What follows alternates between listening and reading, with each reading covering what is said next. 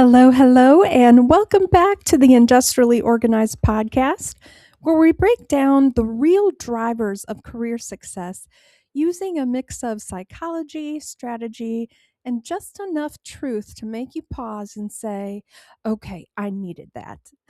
I'm Nicole, your host, founder of Industrially Organized, where I help professionals create structure, clarity, and intentional success in their careers. Today, we're talking about something that quietly but powerfully shapes your entire career trajectory: emotional intelligence. And before all of you out there start thinking, oh gosh, this is going to be about feelings, let me stop you right there. This is about influence, this is about decision making, and it's about how people experience you at work and how that directly impacts your growth. So let's get into it. So let's start with Emotional Intelligence 101. And that's the career skill no one really teaches you.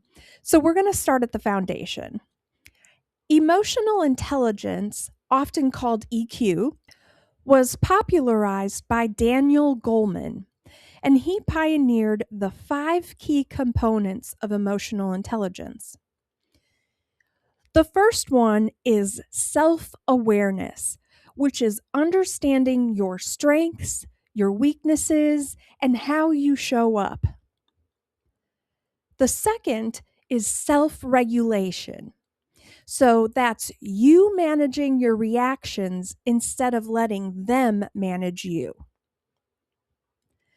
The third one is motivation, which is your internal drive, not external pressure. The fourth is empathy, and that's understanding, being aware of, and being sensitive to others' emotions and actions with the ability to respond appropriately. And the fifth one is social skills. That's how you communicate, connect, and build relationships. And I know all of you just thought of the person at work that is completely awkward because they lack this skill. Now, here's the reality: most professionals are taught how to build skills, but very rarely are we taught how to manage ourselves. And that's where careers either accelerate or stall. Because no matter how skilled you are, if you can't navigate people, pressure, or perception, you're going to hit friction. So let's talk about reading the room. And that's a skill that changes everything. Let me ask you something. Have you ever been in a meeting where everything sounded fine, but something felt off? Maybe someone said, yeah, that works, but their tone said, I hate this. Or maybe leadership nodded in the meeting, but you could feel hesitation in the room. That's emotional intelligence at work. Professionals with strong EQ don't just listen to words.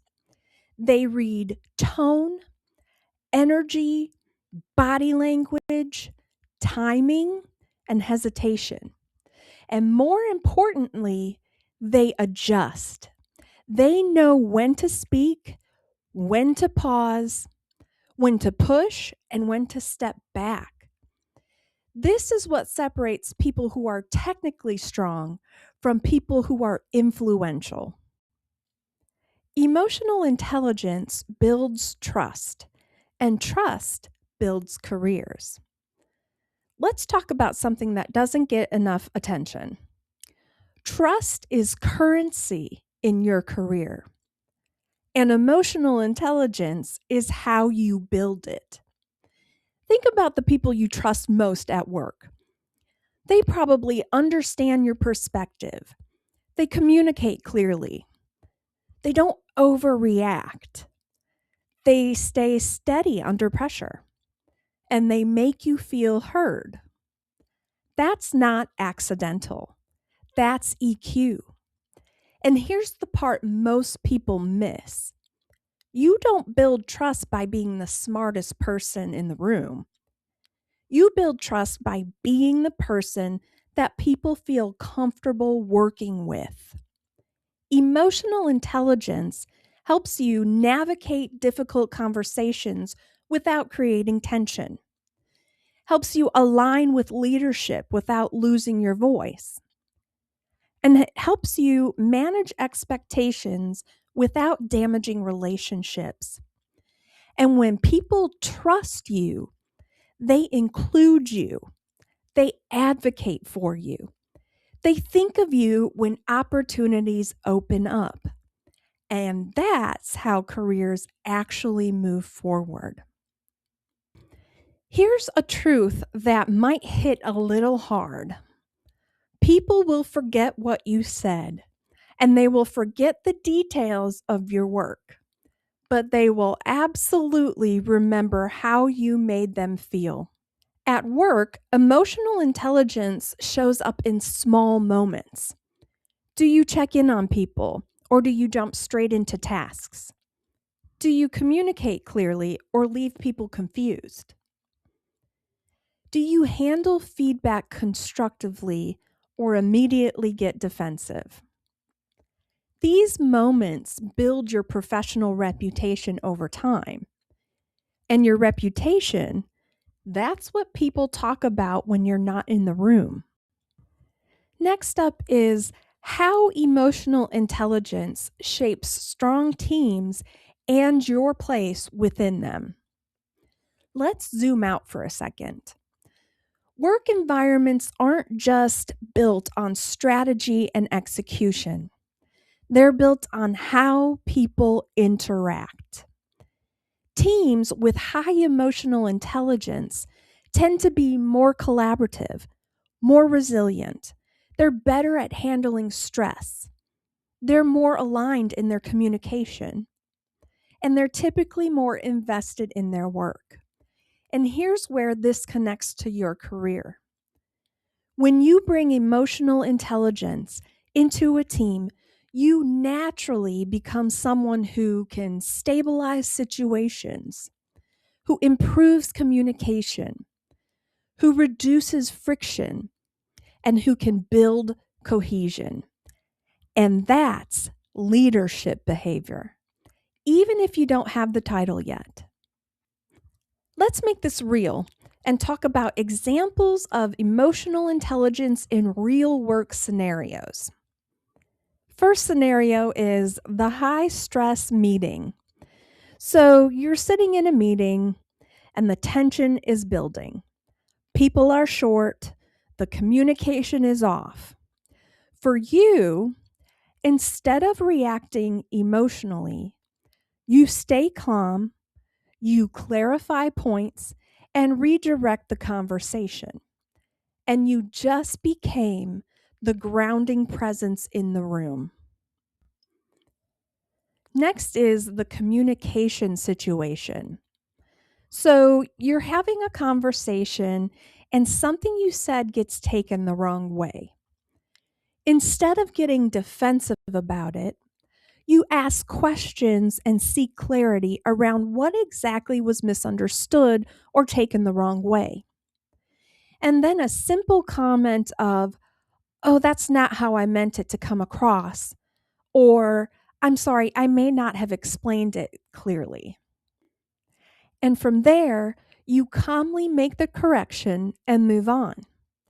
And at that moment, you preserve the relationship and your reputation. The last situation is the opportunity moment. Let's say you know leadership is discussing new projects that you would like to be a part of or included in, but you sense hesitation or uncertainty.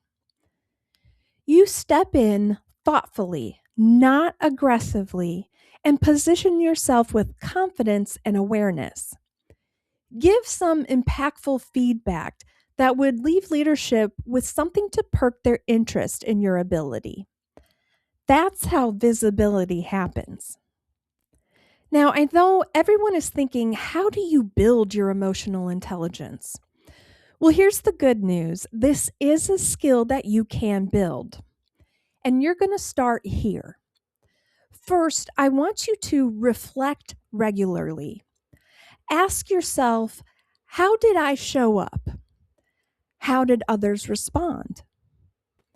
Then you're going to pay attention to emotional patterns. What triggers you and what energizes you? Then you're going to practice active listening, not listening to respond, listening to understand.